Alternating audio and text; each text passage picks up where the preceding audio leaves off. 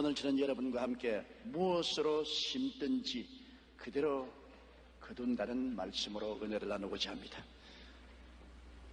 콩 심은 데 콩 나고 팥 심은 데 팥 난다는 말은 우리나라 속담입니다. 원인 없이 우연한 결과란 결코 없습니다. 물론 심고 거두는 일이 인생사에 있어서는 자연 환경과 같이 꼭 부러지게 나타나는 것은 아닙니다. 또 자기 당대에 나타나지 않을 때도 많습니다. 그러나 먼 눈으로 볼 때, 역사의 교훈을 통해 볼 때 개인이나 국가나 심은 대로 거두는 것은 사실입니다. 일본이 만주사변을 일으켜 중국을 침략할 당시 세계 역사학자 대회가 있었습니다. 그곳에 저명한 영국의 역사학자인 토인비 박사가 참석해서 일본의 역사학자와 이야기를 나누게 되었습니다. 토인비 박사가 일본 역사학자에게 일본이 만주를 침략하고 대동아 전쟁을 일으킴으로써 무슨 이익을 얻을 수 있다고 생각합니까? 라고 물었습니다. 이 말에 일본 역사학자는 일본이 전쟁을 일으킨 것은 온 아시아 사람을 더 잘 살게 하기 위함입니다라고 대답했습니다. 그러자 토인비 박사가 일본 역사학자의 눈을 뚫어지게 바라보며 이렇게 말했습니다. 일본의 침략 행위는 패망의 씨앗을 심은 것입니다. 그러므로 장차 일본은 역사의 심판을 받아 반드시 멸망하고 말 것입니다. 결국 일본은 토인비 박사의 말처럼 역사의 심판을 받아 패전국이 되었고 그들이 품었던 헛된 야망도 물거품이 되고 말았습니다. 개인이건 민족이건 국가건 그들이 무엇으로 심든지 그대로 거두는 것을 보여주는 것입니다. 그러나 반드시 악을 심고 재앙을 거두는 것만 아닙니다. 선을 심으면 축복으로 거두게 되는 것입니다. 어느 폭풍우가 심하게 몰아치던 날 한 노부부가 작은 호텔에 들어와 방을 찾았습니다. 그러나 호텔 방은 이미 만원이었습니다. 다른 호텔 방이 없기는 마찬가지였습니다. 노부부는 난감한 표정으로 길거리에서 잠을 청할 수도 없고 어찌할 바를 몰라 당황했습니다. 그때 그 호텔에서 근무하는 조지 볼트라는 종업원이 다가와서 이래가 날씨가 싸나운데 연세 드신 어른들을 마냥 스승이게 해서 죄송합니다. 괜찮으시다면 오늘 제 방에서 주무십시오 라고 말했습니다. 노부부는 한동안 망설였지만 종업원의 강력한 권유로 그의 방에서 묵었습니다. 다음날 아침 그들은 계산을 하면서 종업원에게 이렇게 말했습니다. 당신을 위해 미국에서 제일 좋은 호텔을 지어주겠소. 종업원은 노부부가 농담을 한다고 생각하며 미소로 대답하고 공손히 절을 했습니다. 그런데 몇 년 후 그는 그 노부부로부터 뉴욕으로 오라는 초청장을 받았습니다. 종업원이 도착하자 노부부는 그를 길 모퉁이의 웅장한 새 건물 앞으로 데려갔습니다. 그리고 이렇게 말했습니다. 이것이 내가 당신에게 지어주기로 약속했던 바로 그 호텔이요. 이 노인은 월리엄 월도프 아스토리였고 그 건물은 그 유명한 월도프 아스토리아 호텔이었습니다. 친절을 심은 결과 일개 종업원이었던 조지 볼트가 하루아침에 세계적인 호텔의 지배인이 되었던 것입니다. 사람은 그 무엇으로 심든지 그대로 거둡니다. 저는 이 사실을 야곱의 삶을 통하여 오늘 여러분과 함께 살펴보고자 하는 것입니다. 야곱은 그의 삶 전체를 통해서 시작부터 잘못 심었습니다. 형에 대해서 잘못 심었습니다. 야곱은 이미 어머니 뱃속에서 장자가 될 것이라는 약속을 받았음에도 불구하고 하나님의 뜻을 기다리지 못하고 자기의 수단과 방법으로 이루려고 했습니다. 창세기 25장 23절에 하나님 리브가에게 말씀하기를 두 국민이 내 태중에 있구나. 두 민족이 내 복중에서 나누이리라. 이 족속이 저 족속보다 강하겠고 큰 자는 어린 자를 섬기리라 하였더라. 여기에서 이미 어머니 태중에서부터 하나님은 예언하셨습니다. 다시 말하면 형 에서가 동생 야곱을 섬기리라고 한 것입니다. 그렇다면 하나님을 믿고 마음을 느긋하게 먹고서 기다려야 되는데 초급에서 하나님의 뜻을 자기의 힘으로 이루려고 수단과 방법을 총동원했습니다.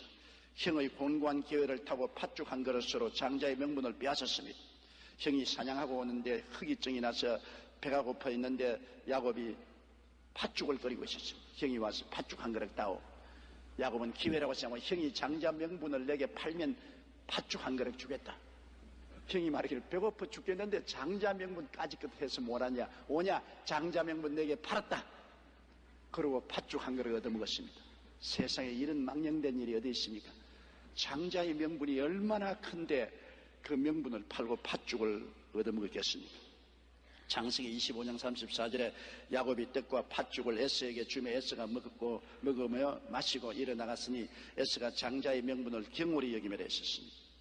그래서 여기에서 형의 곤고한 기회를 타고 야곱은 형의 장자 명분을 빼앗는 야속하고 야비한 행동을 했습니다. 잘못 심었습니다.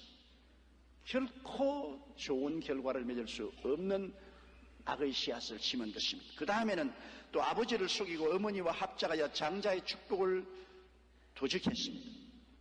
야곱이 장자가 아닌데 아버지 이삭이 나이 많아 눈이 어둡고 이제 세상 뜰 날이 가까우니까 장자에게 반드시 복을 빌어주거든요. 복을 빌어주면 그 복이 많은 것입니다. 야곱은 장자가 아니니까 그 복을 직접 받을 자격이 없는데 이삭이 에서를 불러가지고서 야 너가 장자지 않느냐, 내가 이제 세상을 뜨기 전에 너에게 복을 한껏 빌어줄 테니까 나가서 사냥하여 내가 좋아하는 짐승을 잡아와서 요리를 해서 오너라.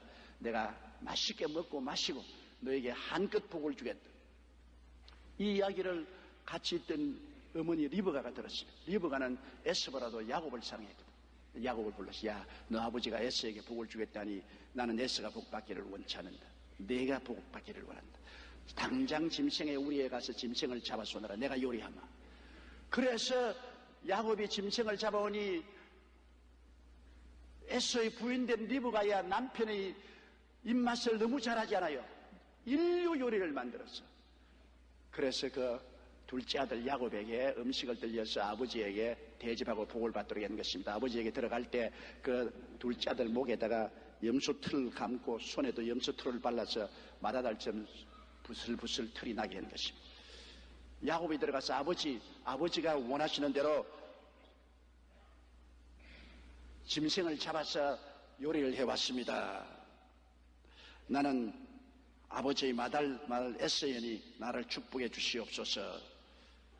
그래서 아버지가 가만히 눈을 끔벅끔벅 하더니 눈이 어두워서 안 보이니까 귀하다. 목소리는 꼭 둘째 놈 야곱 목소리 같은데 네가 과연 내 맏아들이냐? 가까이 오너라 한번 보자. 가까이 와서 옷의 냄새를 맡으니까 어머니가 이미 형의 옷을 입혔으니까 형의 옷 냄새가 나거든. 어디 만져보자. 목을 만져보고 손을 만져보니 양털이 있어 부슬부슬하거든. 목소리는 야곱의 목소리인데 냄새는 형은 에서의 냄새고 털도 부슬부슬 났으니 에서로구나. 그래서 아버지가 축복을 해주었습니다. 창세기 27장 28절로 29절에 하나님은 하늘의 이슬과 땅의 기름짐이며 풍성한 곡식과 포도주로 내게 주시기를 원하노라. 만민이 너를 섬기고 열국이 내게 굴복하리니 내가 형제들의 주가 되고 내 어미의 아들들이 내게 굴복하며 내게 저주하는 자는 저주를 받고 내게 축복하는 자는 복을 받기를 원하노라. 잘못 심었습니다. 사기쳤습니다. 어머니와 합쳐서 사기를 쳤다고요. 사람은 무엇으로 심든지 거두는데 장차 어떻게 거두려고 그는 현재 욕심을 따라 심었는지 모르겠습니다. 그러나 심은 대로 야곱은 거둘 수밖에 없었습니다. 그 이후에 형이 짐승을 잡아서 요리를 해서 오니까 아버지가 벌떡이 나서 벌벌 떨면서 그러면 너 먼저 온 에서는 누구냐? 그가 내 축복을 다 가져갔다. 형이 그 말을 듣고 분도 막심하여 동생 야곱을 죽이려고 했었습니다. 그래서 형의 분노를 산 동생은 형의 손길을 피해서 바단 마람 외삼촌 집으로 도망을 쳤어요. 그것도 어머니가 외삼촌 집으로 가라고 권면을 해서 그는 주렐랑을 쳤습니다. 외삼촌 집에 가서 피신을 하고 있는 동안에 외삼촌의 두 딸이 있었는데 그 둘째 딸 라헬을 야곱이 연애했습니다.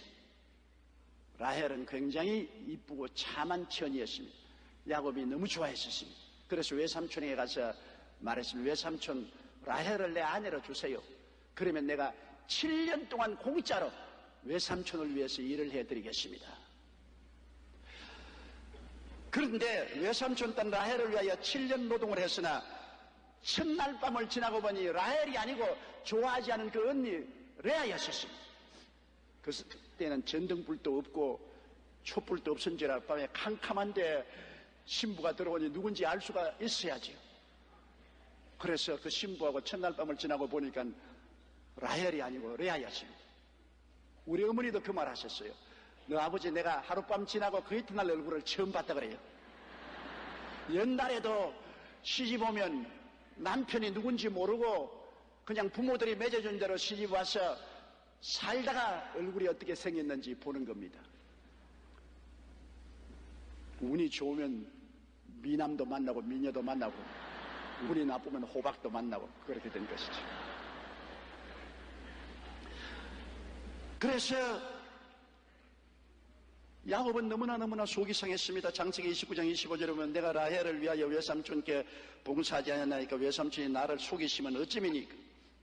자기가 형 속인 것은 모르고 아버지 속인 것은 모르고 외삼촌이 자기를 속여서 7년 동안 공짜로 노동력을 사용하고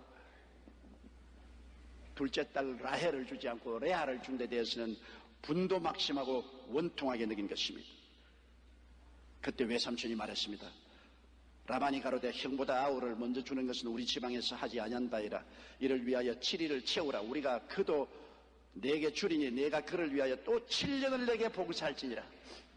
외삼촌은 단단히 공짜로 외조카의 노동력을 사용하려고 했습니다. 또 7년을 더 일해라. 그러면 라헬을 주겠다. 그래서 라헬을 얻기 위해서 또 7년 동안 뼈가 으스러지게 일을 했습니다. 단단히 사기를 당했습니다. 그런데 그동안에 외삼촌은 야곱의 월급을 계속 속였습니다. 얼마 월급을 주겠다고 했다가 또 속이고 또 얼마 월급을 주겠다고 또 속였습니다. 창세기 31장 38절로 42절에 보면 내가 이 20년에 외삼촌과 함께 하였거니와 외삼촌의 암양들이나 암염소들이 낙태하지 아니하였고 또 외삼촌의 양떼의 수양을 내가 먹지 아니하였으며 물려 찢긴 것은 내가 외삼촌에게로 가져가지 아니하고 스스로 그것을 보충하였으며 낮에 도적을 말았든지 밤에 도적을 말았든지 내가 외삼촌에게 물어내었으며 내가 이와 같이 낮에는 더위를 무릅쓰고 밤에는 추위를 당하며 눈 붙일 겨를도 없이 지내었나이다. 내가 외삼촌의 집에 거한 이 20년에 외삼촌의 두 딸을 위하여 14년, 외삼촌의 양떼를 위하여 6년을 외삼촌을 봉사하였거니와 외삼촌께서 내 품값을 10번이나 변형하였으니 우리 아버님의 하나님 아브라함의 하나님 곧 이삭의 경외하는 이가 나와 함께 계시지 아니하셨다면 외삼촌께서 이제 나를 공수로 돌려보냈으리다. 20년 동안 외삼촌 집에 살면서 처음부터 끝까지 빨가벗겼습니다. 완전히 사기당했었습니다. 야곱은 그것이 굉장히 마음이 고통스럽고 괴로웠지만은 사람이 무엇으로 심든지 그대로 거둡니다. 자기가 형을 속이고 아버지를 속인 것을 결국 외삼촌 집에 가서 머리끝부터 발끝까지 거두게 된 것입니다. 베키 커튼이라는 아름다운 여인이 있었습니다. 그녀는 자신의 세 번째 남편을 도끼로 살해해서 집 앞 연못에 던져버렸습니다. 얼마 후 시체가 발견되어 수사관들에 의해 인양되었는데 인양 작업 중 그동안 행방불명으로 처리되었던 그녀의 첫 번째와 두 번째 남편의 시체도 함께 발견되었습니다.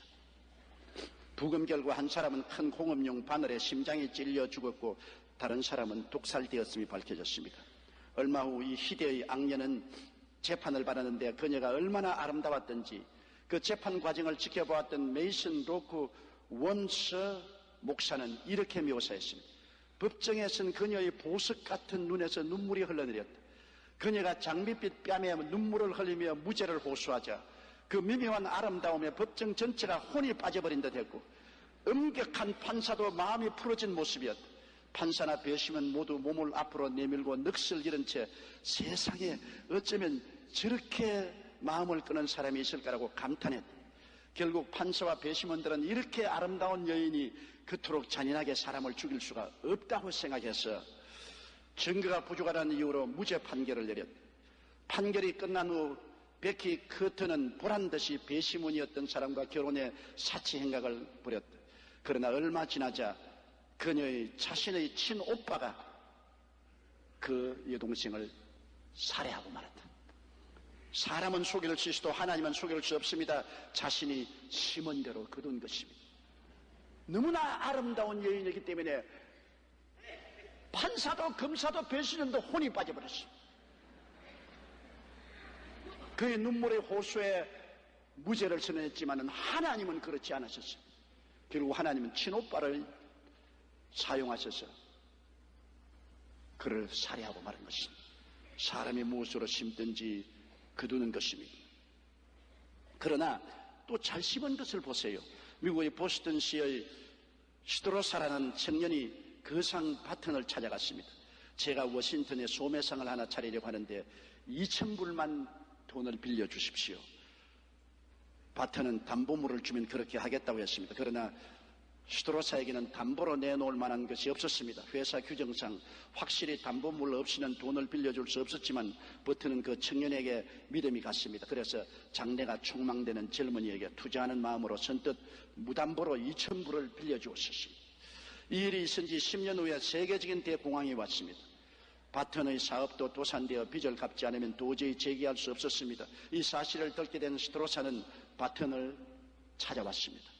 얼마나 부채를 지셨습니까? 75,000달러요. 이번엔 제가 그 금액을 드리겠습니다. 전에 선생님께서 빌려주신 돈으로 저는 사업을 잘 꾸려 나가서 큰 부자가 되었습니다. 아니 그때 그 돈은 벌써 다 갚았는데 뭘 또 준다는 것입니까? 내가 빌려준 2,000불 다 당신이 갚지 않았어. 이 말에 시드로사는 아닙니다. 선생님께서 빌려주신 돈은 모두 갚아드렸지만 도와주셨던 그 은혜는 그대로 남아있습니다. 이렇게 어려운 때에 제가 조금이라도 도움이 될 수 있다면 돕는 것이 저의 의무입니다 하며 그에게 도와주었습니다. 덕분에 바턴은 재기할 수 있었고 이 두 사람은 모두 사업에 크게 성공했다고 합니다. 어려운 청년에게 베풀었던 도움이 자신이 어려울 때 더 큰 도움으로 돌아왔던 것입니다. 사람이 무엇으로 심든지 그대로 거두리라. 악을 심으면 재앙으로 거두고 선을 심으면 축복으로 거두게 되는 것입니다. 야곱은 형에게 잘못한 그 행위가 20년 후에 거둘 줄은 꿈에도 몰랐습니다. 그가 처자를 거느리고 자기의 짐승떼를 거느리고 고향 산천으로 돌아오는데 고향에는 형이 버티고 있잖아요. 그래서 사자를 형에게 보냈습니다. 아우가 20년간 외삼촌 집에 있다가 돌아오니 받아주십시오. 그런데 그 사자가 얼굴이 백지장같이 되어 혼비백산해서 돌아왔습니다. 그 말을 하자마자 당신의 형이 400명의 장정을 거느리고 무장하고 출동을 했습니다. 형은 20년 동안 일을 갈았습니다. 이놈 어디 두고 보자. 내가 너에게 복수하겠다. 그래서 동생이 온다는 말을 듣고 400명의 장정을 무장시켜서 왔습니다. 동생 한 사람 처치하는데 여러분 400명의 무장한 청년을 데리고 오다니 무시무시하지 않습니까? 그 말을 듣고 야곱은 창자가 녹는 것 같았습니다. 창세기 32장 7절로 12절에 야곱이 심히 두렵고 답답하여 자기와 함께한 종자와 양과 소와 약대를 두 떼로 나누고 가로되 에스가 와서 한 떼를 치면 남은 떼는 피하리라 하고 야곱이 또 가로되 나의 조부 아브라함의 하나님 나의 아버지 이삭의 하나님 야훼여 주께서 전에 내게 명하시기를 내 고향 내 족속에게로 돌아가라 내가 내게 은혜를 베풀리라 하셨나이다. 나는 주께서 주의 종에게 베푸신 모든 은총과 모든 진리를 조금이라도 감당 수 없사오나 내가 내 지팡이만 가지고 이 요단을 건넜더니 지금은 두 떼나 이루었나이다. 내가 주께 간구하오니 내 형의 손에서 에서의 손에서 나를 건져내시옵소서. 내가 그를 두려워하면 그가 와서 나와 내 처자들을 칠까 겁내미니이다. 주께서 말씀하시기를 내가 정녕 내게 은혜를 베풀어 내 시로 바다에 셀 수 없는 모래같이 많게 하시려 하셨나이다. 그렇게 하나님께 기도하고 난 다음에 형의 마음을 어찌하든지 유하게 하려고 형에게 선물을 보냈었습니다. 창세기 32장 13절로 21절에 야곱이 거기서 격려하고 그 소유 중에 형 에서를 위하여 예물을 택하니 암염소가 200이요 수염소가 20이요 암양이 200이요 수양이 20이요 전나는 약대 30과 그 새끼 암소 40이요 황수가 10이요 암나귀가 20이요 그 새끼 나귀가 10이라 그것을 각각 때로 나누어 종들의 손에 맡기고 그 종들에게 이르되 나보다 앞서 건너가서 각대로 상기가 뜨게 하고 그가 또 앞선 자에게 부탁하여 가로되 내 형 에서가 너를 만나 묻기를 내가 네 사람이며 어디로 가느냐 내 앞에 것은 네 것이냐 하거든 대답하기를 주의 종 야곱의 것이요 자기 주가 주 에서에게로 보내는 예물이오며 야곱도 우리 뒤에 있나이다 하라 하고 그 둘째와 셋째와 각대를 따라가는 자에게 부탁하여 가로되 너희도 에서를 만나거든 곧 이같이 그에게 구하고 또 너희는 말하기를 주의 종 야곱이 우리 뒤에 있다 하라 하니 이는 야곱의 생각에 내가 내 앞에 보내는 예물로 형의 감정을 푼 후에 대면하면 형이 혹시 나를 받으리라 함이었더라. 그 예물은 그의 앞서 행하고 그는 무리 가운데 경냐했습니다. 그러나 예물을 보내고 난 다음에도 마음의 불안해서 견딜 수가 없습니다. 형이 예물은 예물대로 받고 단칼에 자기의 가족을 칠지 누가 합니까? 불안하고 초조해서 견딜 수가 없습니다. 그래서 최후에 결정하기를 에라 빈손 들고 왔으니 빈손 들고 인생을 또 출발해야지. 다 빼앗기면 그 다음 처자를 내 앞서 세워놓자. 정말 나를 죽일 생각이 있으면 내 처자를 칠 것이 아닌가. 처자를 치면 나는 도망을 치겠다. 그래서 처자를 형의 분노의 표정물로 보내었습니다. 창세기 32장 22절에 밤에 일어나 두 아내와 두 여종과 11 아들을 인도하여 야복 나루트를 건너게 했습니다. 강을 건너서 처자는 강 저쪽편에다 보내놓고 자기는 이쪽편에 앉아 꿇어 앉아가지고 기다립니다. 형이 와서 처자를 치면 그때는 나는 36개를 놓는다까지 끝. 장가는 또 가면 되는 것이고 자식은 또 낳으면 되는 것이니까 내 목숨 살고 볼 것이지 처자가 이 위기에 무슨 중요한 것이냐. 정말로 야곱이었었습니다. 그러나 거기에서 하나님은 내 길이냐 내 길이냐 택하라고 압력을 가했습니다. 밤이 왔는데 밤에 갑자기 장정한 사람이 달라들어서 야곱의 허리춤을 잡고 실험을 했습니다. 재미있으라고 실험한 거 아닙니다. 붙잡고 야 이놈아 너 처자에게로 들어가라. 죽어도 같이 죽고 살아도 같이 죽고 살아라. 내가 잘못한 것 내가 책임져라. 20년 전에 내가 형에게 사기친 것 이제 거두어야 되는데 왜 회피하려고 하느냐. 책임져라. 건너가라.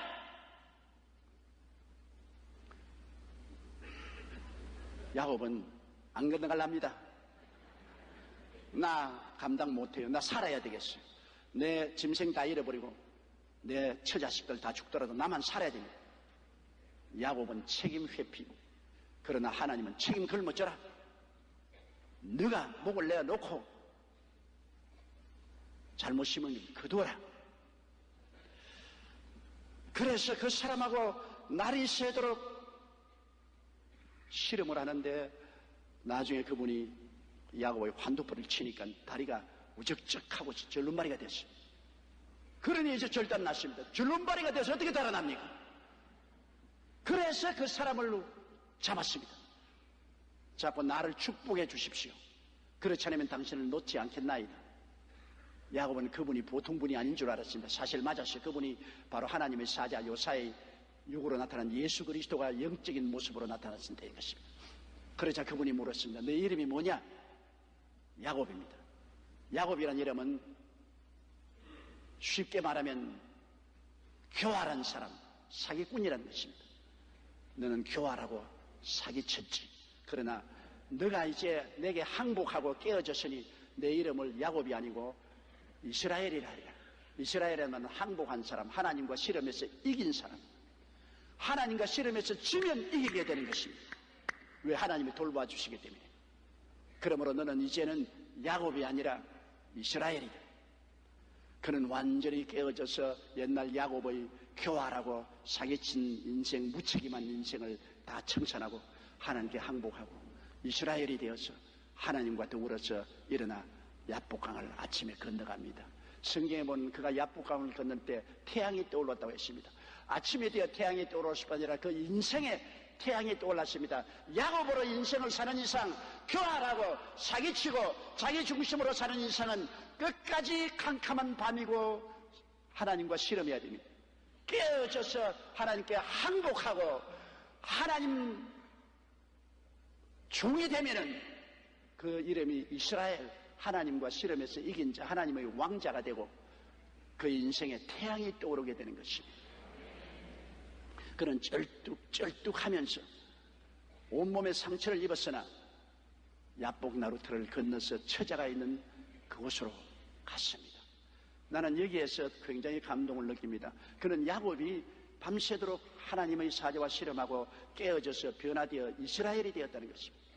우리가 인생을 살면서 우리에게 다가오는 여러 가지 시험과 환난이 많지 않습니까? 그 대다수의 시험과 환난은 우리가 과거에 잘못 심어서 다가오는 것입니다. 내가 알든지 모르든지 과거에 잘못 심은 것이 폭풍화되어서 다가오는 것입니다. 이것을 우리가 책임을 안 지겠다고 회피하고 뒤로 물러서면 하나님과 씨름하게 되는 것입니다. 하나님은 여러분 우리가 심은 것을 우리가 거두라고 말하는 것입니다. 그러나 너 힘으로 거두지 말고 교활하고 사기치고 인본주의적인 너 힘으로 거두지 말고 깨어져서 하나님께 항복하고 하나님을 의지하면 하나님이 너를 이스라엘로 만들어서 너를 거두게 만들어 주시겠다. 하나님이 힘과 능력을 주어서 거두게 해주시겠다. 오늘날 역사적으로 보면 제2차 대전을 일으킨 나라는 독일과 일본입니다. 두 나라가 다 패전했는데 여러분 독일은 야곱에서 이스라엘이 된 나라입니다. 그들은 교활하고 사기치고 온 유럽을 다 먹으려고 했으나 패전하고 난 다음에 그들은 깨어지고 회개하고 하나님께 항복하고 변화되었습니다. 독일은 자기들이 잘못한 것을 온 천하에 공포하고 모든 교과서에 자기들이 2차 대전 때 잘못하고 유대인 600만 명을 죽인 것을 공개로 기록하게 하고 그들은 보상을 했고 또 지금도 보상하고 있습니다. 그들은 탁 틀어놓고 온 세계 앞에 우린 죄인입니다. 우린 회개합니다. 우리는 보상합니다. 그런데 일본은 끝까지 야곱으로 남아있고 이스라엘이 되지 않습니다. 일본은 제2차 세계대전을 미화합니다. 우리가 전쟁한 것은 아시아를 잘 살리기 위해서 했다. 한국을 점령한 것은 한국을 발전하기 위해서 그렇게 했다. 한국에 좋은 일을 했다. 그들의 침략적인 만행을 변명을 합니다. 독일처럼 회개를 하지 않습니다. 우리 잘했다. 잘못 심은 것 무엇이 있느냐? 잘했다. 그리고 그들은 회개해서 보상하지 않습니다. 우리는 정신대 여자들을 동원하지 않았다. 그건 없는 일이다. 우리는 징용이나 징병하지 않았다. 없는 일이다. 교과서에 쓰지 마라. 보상할 수 없다. 완전히 야곱입니다. 이기주의적이고 교활하고 사기고 자기 중심주의인 거죠. 그러므로 일본은 끝까지 하나님과 씨름해야 됩니다. 그러한 개인이나 그러한 나라를 위해서는 하나님이 끝까지 씨름합니다. 언제까지? 환두뼈가 부러질 때까지 씨름하는 것입니다. 독일은 이미 씨름 끝났습니다. 야곱이 이스라엘로 변화되어 버렸었습니다. 하나님은 독일과 같이 계시고 화해해서 축복하십니다. 일본은 하나님과 끝까지 씨름할 것입니다. 그들은 개인이나 사회나 국가가 야곱에서 깨어져서 이스라엘이 되기 전에는 하나님이 씨름하십니다. 끝까지 깨어지고 회개하고 변화되지 않으면 하나님이 환두뼈를 때리는 것입니다. 여러분, 하나님을 우습게 여기면 안 됩니다.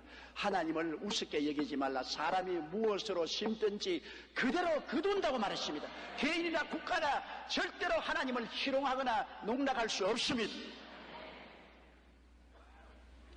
하나님께 항복하고 하나님의 복을 구하면 하나님께서 그 기도를 들으시고 은혜를 베푸시는 것입니다. 일본도 책임을 회피하지 말고 보상을 거부하지 말고 그 책임을 만천하에 교과서에 다 공개하고 그리고 보상을 하면은 하나님이 일본의 기도를 들어주시고 야곱이 아닌 이스라엘로 만들어 주실 것입니다. 똑같은 2차 대전을 일으킨 전범의 국가가 독일은 저렇게도 회개하고 변화받아 야곱이 이스라엘로 됐는데 왜 일본은 끝까지 야곱으로 남아있고 책임을 지지 아니하고 교활하고 이기주의적이고 인본주의적인지 감탄할 정도입니다. 그러나 하나님은 그대로 내어놓지 않습니다. 깨어지지 않으면 하나님이 강제로 깨뜨리는 것을 우리는 알고 있는 것입니다. 매를 더 맞고 또 맞게 될 것이고 나중에는 환두뼈가 어그러지게 될 것입니다. 그러기 전에 빨리 회개하는 것이 좋습니다. 하나님께 복을 받고 심은 것을 거두면 쉽게 거둘 수가 있습니다.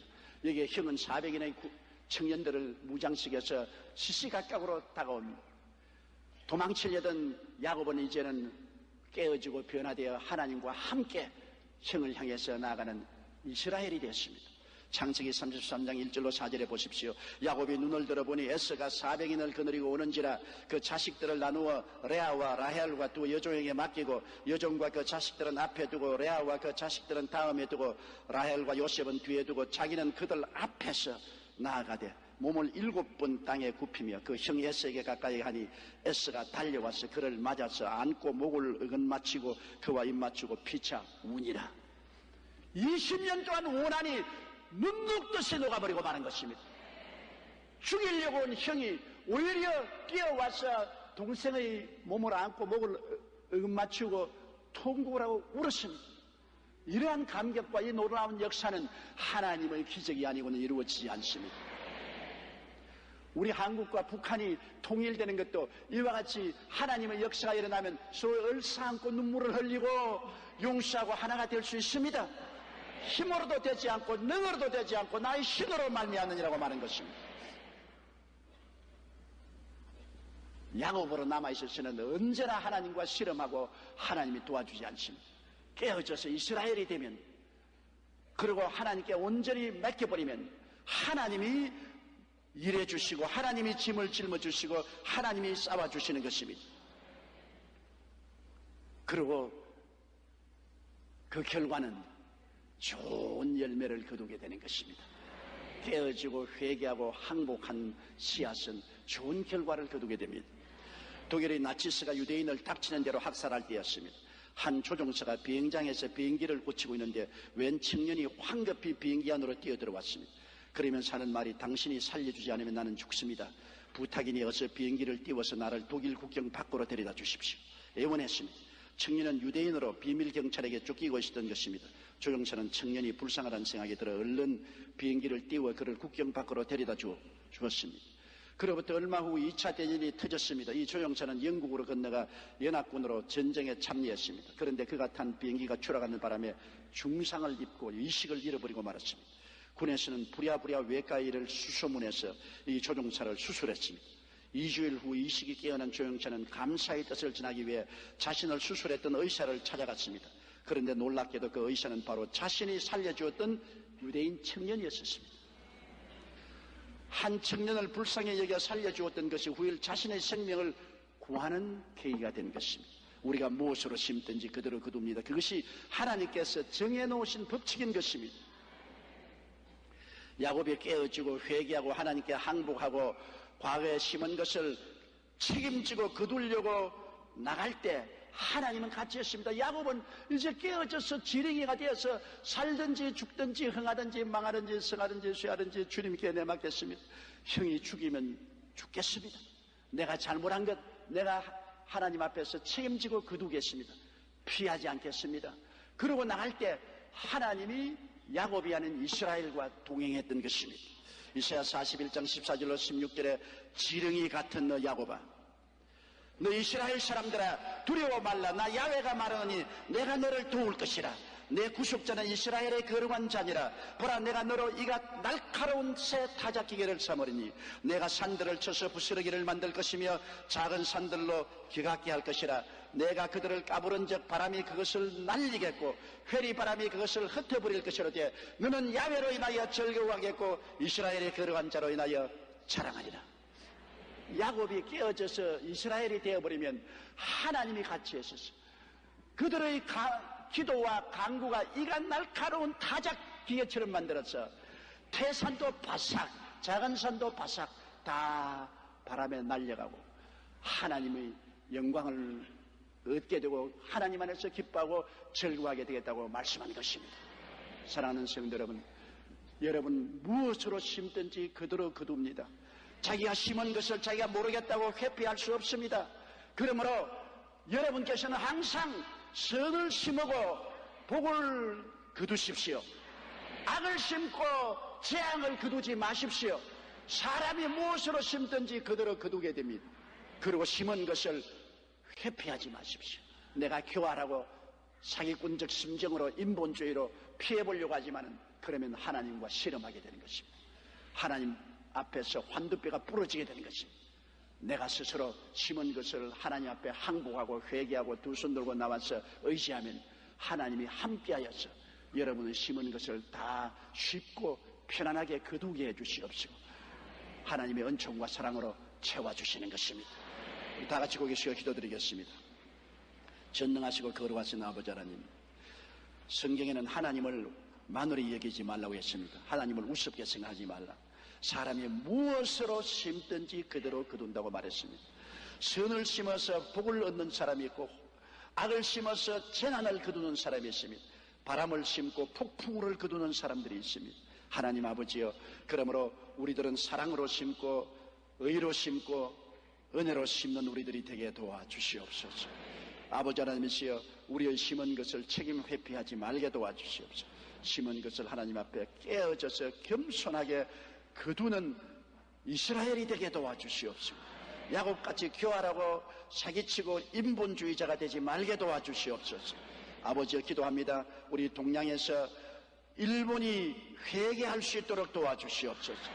끝까지 잘못 심어놓고 그것을 변명하고 잘 심었다고 주장하다가 고집하다가 하나님께 매를 맞아 환두뼈가 부러지지 않게 만들어 주시옵시고, 일본이 독일처럼 깨어지고 회개하여 잘못을 전 세계에 고백하고 그러고 보상하는 이스라엘이 되게 도와주시옵소서. 예수님 이름으로 기도드리옵나이다. 아멘.